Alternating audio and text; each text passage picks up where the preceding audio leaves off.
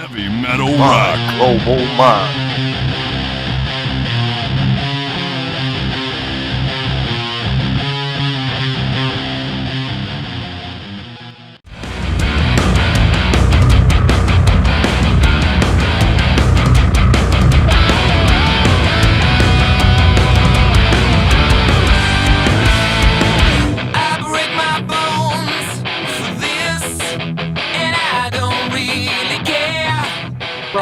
And today on My Global Mind, we are speaking with Todd Kerns of his new band, Heroes and Monsters, to talk about the band's debut and self-titled album due out January 20th. Welcome and Happy New Year. Thank you so much for taking the time. 100% my pleasure, sir.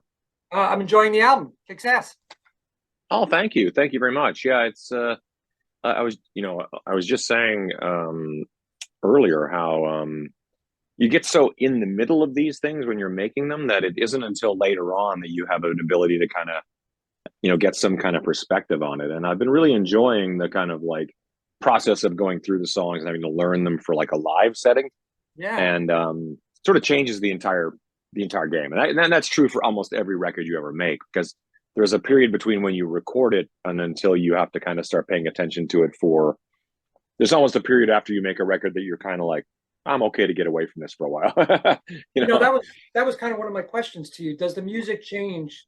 Does your perception of the music that you create change from when you're recording it to when it's released into the public?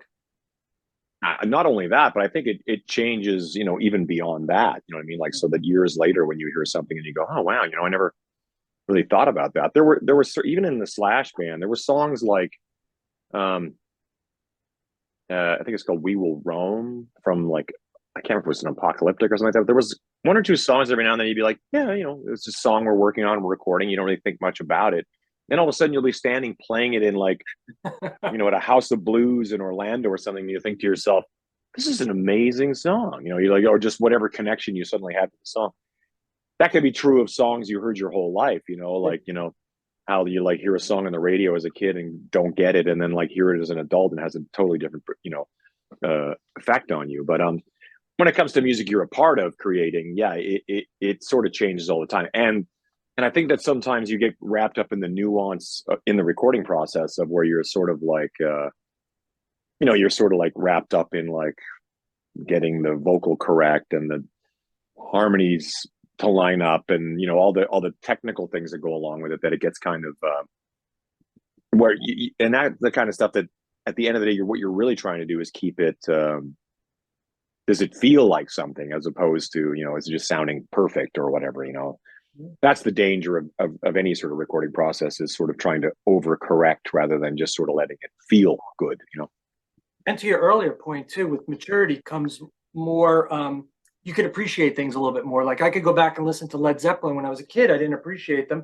They didn't wear makeup. They didn't have high heels. I didn't like them. There's no fire. There's no blood. Yeah. So now I could totally appreciate their music and their abilities and their talent and see how it spurred other bands that I'm now listening. 100%. 100%. There's a lot of stuff that I, sort of, when you're younger, especially, there's that sort of like previous generations music that sort of is lost on you because it just seems like, I don't know, like it's just not meant for my generation. Then then you get older and your perspective completely sort of maybe catches up to it in a way. Or the same thing with life, your life, your life experiences change. So suddenly that heartbreak song means something more to you. I never thought of this song this way until, I went through these things, That's just sort of the way music. That's the beautiful thing with music, is it lives on and on and on. Yeah. Yeah, I'm a fan of that with the Scorpions too. I could, depending upon the mood, I will go back. I'm in, and I will listen to certain albums. If I'm going to work out, I have an album I listen to. If I'm going to, just chill, I got another album I listen to. So I love that. Yeah, that's it's interesting when you have like one band that you can kind of pick. Like, this is my driving record, and this is my chilling record. Yeah, that's awesome. That's great. So, tell me a little bit about the history about how you, Will Hunt, and Stef Burns came together to put this band together.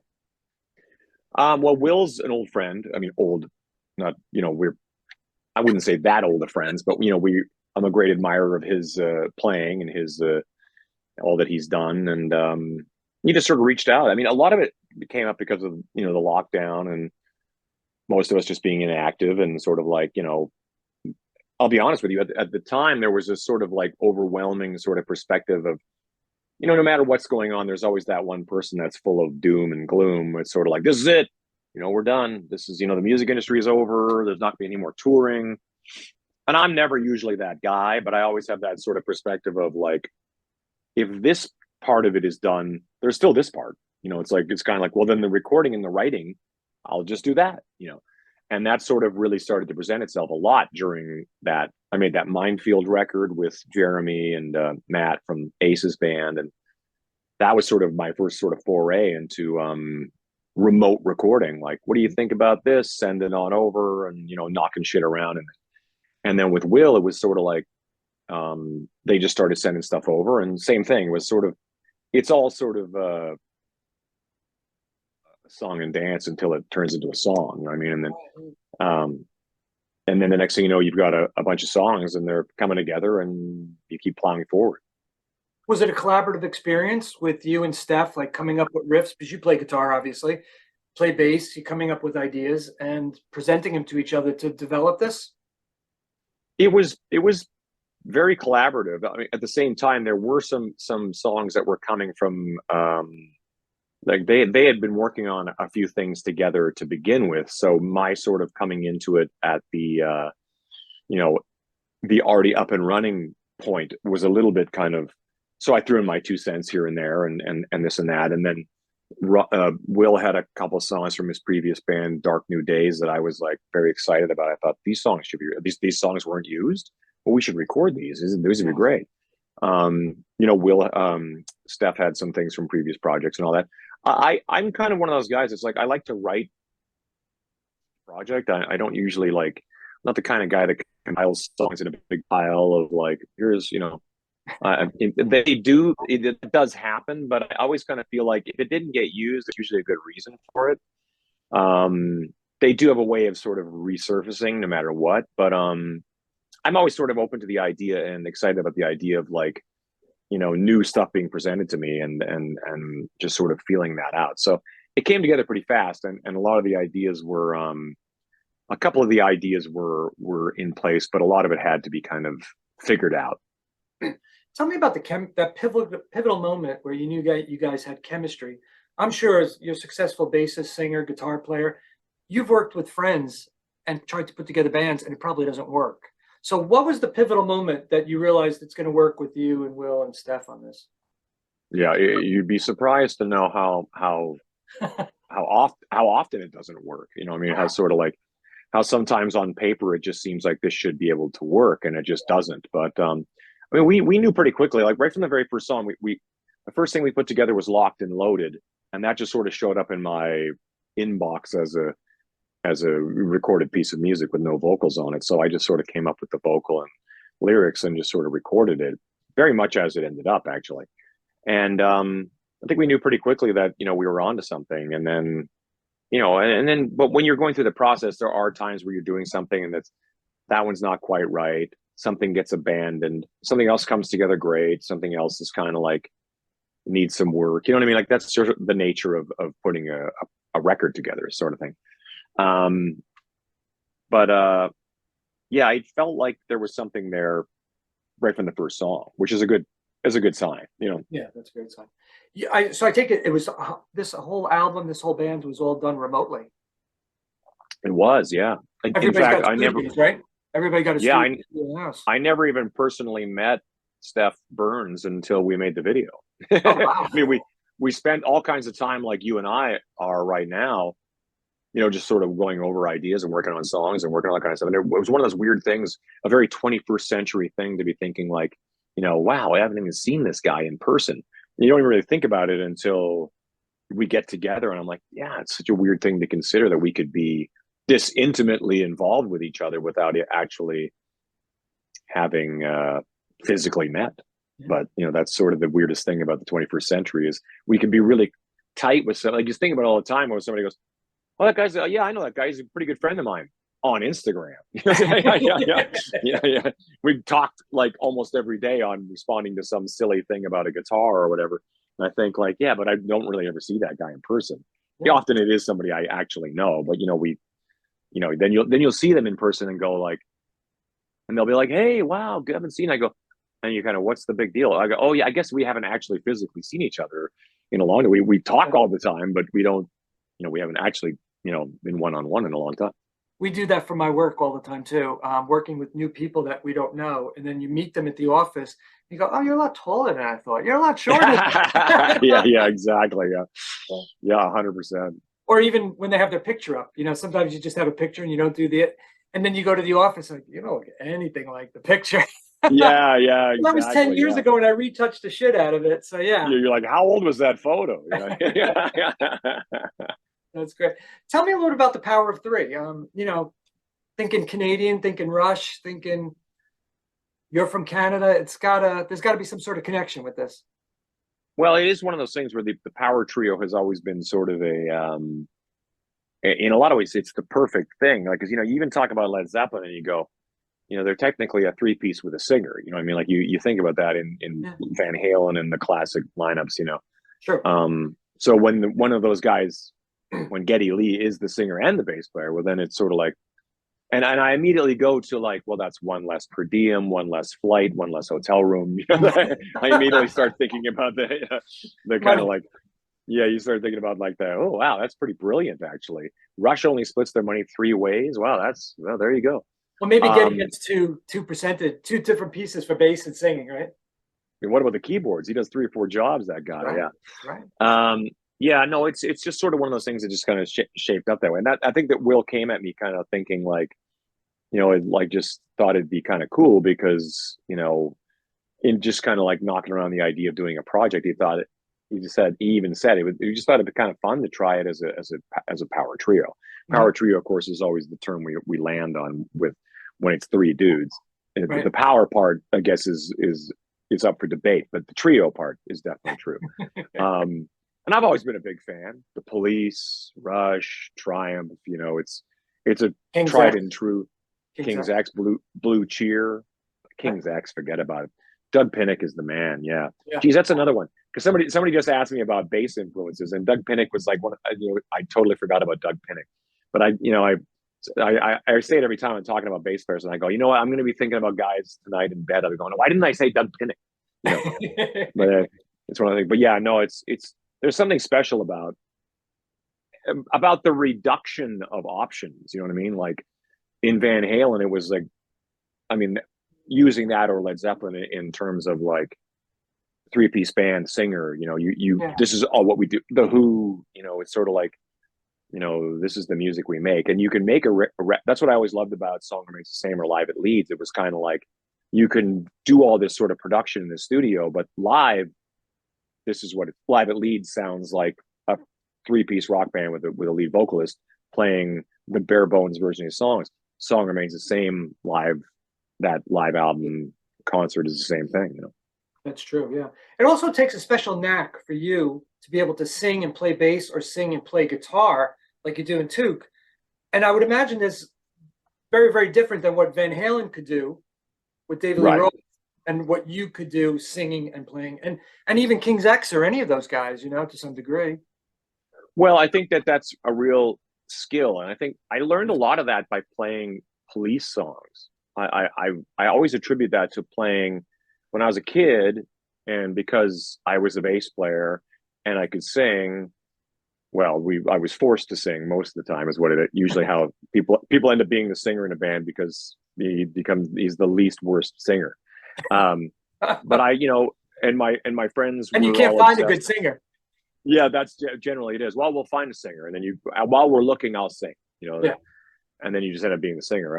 But a lot of and we loved the Police, and we would jam all those songs. And there's a lot that Sting is doing on the bass that doesn't really make sense. So you have to kind of split your brain in half and go, this is the bass and that's the singing. And I'm doing that right now, actually, in relearning this Heroes and Monsters record. I'm kind of like, well, I never thought about that as I was singing this vocal, or I wasn't thinking about like, because you're not singing and playing while you're doing the vocals or anything like that. So a lot of it doesn't make sense until you sit down and go like, oh, how am I going to do that? And even in Slash, it's like that too. There are things that I play, because I'm singing so much in the Slash band. with Myles that there are times where I go, how the hell am I going to sing and play this? This is really challenging.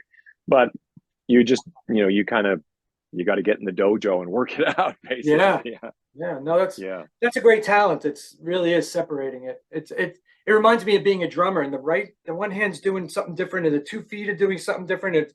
It's a very different approach. That's considerably harder. Like the Mike Portnoy and the Neil Pearts of the world, they're doing something that I can't possibly even consider. Yeah. So that's like rubbing your head and your stomach at the same time, right? It's like, can't 100%. Yeah, that's not for me. I've seen you play countless times with Slash. I've seen you sing with him, Dr. Alibi most particularly. I think he even sang "Welcome to the Jungle" too, right? Maybe 2000. I have, yeah. You singing that, yeah. So you're not really a shy guy. You're really out there. You're giving the rally cry to the fans and working them into a frenzy. Tell me about the dichotomy of like only doing that for a little portion of the show to now doing it all the time, to being the front and center front man and having to carry the show and the conversation and the energy. Yeah, it's interesting because I think that I've been sort of in the front position in most of my other projects for so long that sort of like taking a step aside in Slash is more like it's actually the Slash gig that's different than everything else that I do in a way. You know what I mean? It's sort of like whereas people would think that the Slash gig is sort of the norm. Right. It's actually not. It's sort of like I often look at it with envy because I've had to play every crappy club where no one wanted to hear what you're playing and having to talk to the audience and try and convince the audience that to have a good time and to be enjoying themselves. And then you get into that Slash situation where it's just it's a baited audience. They're there to see you. They're excited. They're ready to play, and I only get to talk to them for the one little section of the show or whatever. Right. And it's a pleasure. So I think I've developed a certain degree of skill in that department, and just in fronting whether it's just every 30 bar across Canada or showroom here in Vegas or wherever else. It's sort of what I do. It's interesting, it's sort of like each project is so different than the other in a way, even though it's how different is it? It's guitars and bass and drums and lead vocals, but it's still different enough that you're like, okay, well, like doing the Bruce Kulick gig is interesting because it's called Bruce Kulick. It's the Bruce Kulick band. We're doing music from his era. In a lot of ways, he should have something to say on occasion, rather than it just be me going like, clap your hands and, how y'all feel, the whole, like, what we do in a rock and roll show. But I think it's important that Bruce steps up and goes, in 1993 or whatever, and then tells the story, so there's one of those versions where you kind of have two guys sort of fronting the group. Yeah. In most everything else, like Took and the other stuff, it's sort of more, I just do what I do, Yeah. And that's just sort of literally years of, street fighting, I call it. Just street fighting. No one taught you how to do it. You just get out there and know it from years and years and years of being on stage. That's a great response. Cheap Trick is another one that comes to mind where Rick is more like the front man than Robin. He does more of the talking. So yeah. Pete Townsend does that too. It's an interesting correlate. It's an interesting correlation where Townsend will do a lot more talking than like Rick does. Yeah. Robin just doesn't have as much to say, I guess. Yeah, it's interesting. True. Talking about Dr. Alibi too, the song Raw Power off Heroes and Monsters has a punk vibe, meets Foo Fighters, very, very energetic song, very reminiscent of Dr. Alibi, which you sing with Slash. What was the inspiration for that one? What's the history behind it? Well, that one's interesting because that's actually one of the songs that Will brought in from Dark New Days, his band from the past. Stef and I don't really have any connection to it creatively, unless Stef added something to it. I don't know. It was just one of those songs that, that was being tossed around. And I was like, that song's killer, man. We have to play that, and I'm not the kind of guy that has that sort of like, I don't know. It's an interesting thing as a creative individual. knowing that you love being able to share what you do and really kind of be able to be creative, but then also having the kind of wherewithal to look at something and go, man, this is such a great song. We have to record this. We have to record a version of this because it's too good to let it just kind of just sort of sit there in a way, you know what I mean? And as a vocalist, it just felt like I was like, I think I would crush this. I think I could do a great job of this. So, but you're right. It sort of has a lot of the right boxes were checked on that song. It was like, oh yeah, it's right up my alley as far as the aggression, it's like one of those songs that, where the aggression is there and the energy's there, but it also has strong melody things, strong hook things that I think are very clever. And I'm a big believer that a good song is a good song is a good song is a good song. I mean, you have to, whoever created it, exactly. I mean, I only just learned that the Odyssey off of The Elder was not written by anybody in Kiss. Oh no, I didn't know that. Yeah, it's like I'm like, why the hell would they include that weird song if it wasn't even written by those guys? But there you go. But you learn that kind of stuff all day long, like when, there's a million examples of songs that you go that are quintessential songs by people, and then you realize, oh, they didn't write that song. It's like, oh, okay, I didn't know that. Yeah. But that's kind of the beauty of music, is it's sort of like different interpretations of different music can be like, we've all seen it where All Along the Watchtower is written by Bob Dylan, but even Bob Dylan goes, no, that's a Jimi Hendrix song. I didn't know that. Yeah, wow. Yeah. You know what? Another great song off the album was "Let It Ride." Tremendous groove. Yeah. Really resonates and really shows you guys gelling on it and really having chemistry, I think. That's definitely got some Cheap Trick going on for sure. Yeah. Cheap Trick, Sweet, bands like that. All the bands that I sort of consider my sort of wheelhouse in a sense. You know what I mean? Obviously, I think that I'm not as much of a prog rock kind of guy. I have a great appreciator for guys who play like that, but I definitely come from Cheap Trick and Kiss and that kind of stuff. That's more about just straight up rock and roll kind of songs. So Let's Ride It is definitely one of those. Great, and that's a killer song. You guys all have different careers, all have different lives. Are you going to be able to figure something out, get together and tour for this?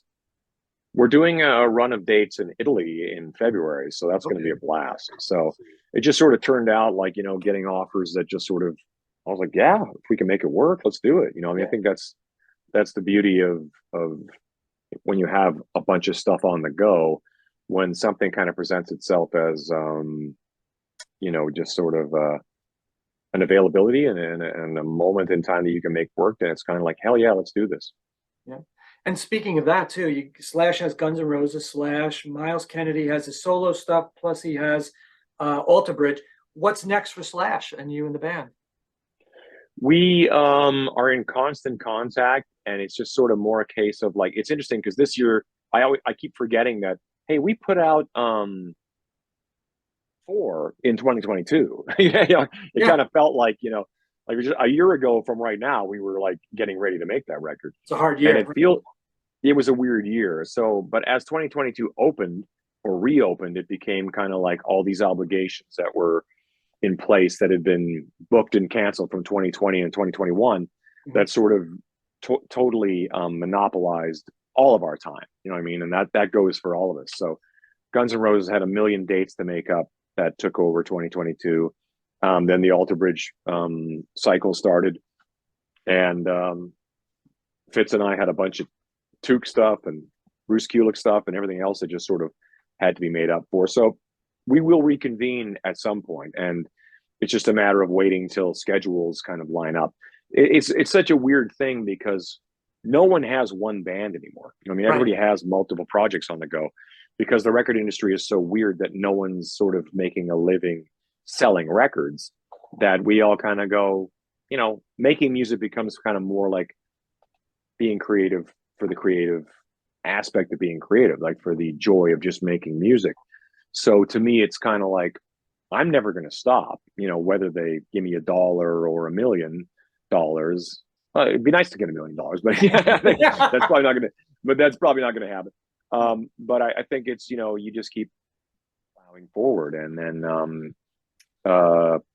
and whatever, I'm kind of more like opportunities are just come out of the weirdest places. You know, I mean, they just sort of present themselves. So just kind of keep yourself open and see what happens. And then like Heroes and Monsters is a perfect example of that. It's like, I never planned for that. It just, here it is. Yeah. And I'm talking to you about it, you know? That's true. Yeah. And presenting ideas, any chance too could ever come to New York or New Jersey?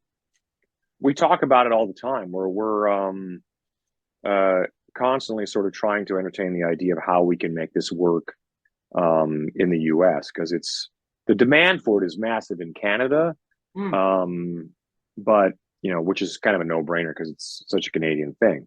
But I would think it's just a matter of time before we start doing something somewhere in your backyard, hopefully. I would love to see that. I'd like to, you know, I've seen you so many times on the big stage. I'd like to see you on the small stage, and that'd be great. Well, you're always welcome to come to Vegas. We do it around here all the time. Yeah. I was going to try and go out there with my wife to see Aerosmith, and thankfully we didn't, because there was going to be those 2 or 3 shows that he canceled during that run. So it's a big trip to make. You got to line up a whole bunch of things, and something goes, and you don't even think that it would have went wrong like that, but it did. No, I know. So many of my friends they did that. They came here and then like, bummer, you know. Even the guys in Aerosmith, like they were all sort of sitting around not doing anything. So right. What are you going to do? And the tickets weren't cheap. They were like $350, $700. So to go out there, and for the whole purpose of Aerosmith was, you know, I know. Rethink that process now. But, well, if you do it next time, maybe I'll be doing that Rating the Rock Vault show we do here in Vegas. Yes. Right. Usually when I'm in Vegas, I will sit in with those guys. It's a lot of fun. I will definitely check it out. Well, listen, I want to be respectful to your time. Thank you so much. It was really nice talking with you. Thank you. And Happy New Year. And to you. Have an amazing 2023. I'm sure it'll be awesome. Yes. Bye-bye. Thank you for your time. Bye-bye. Heavy metal rock. Global mind.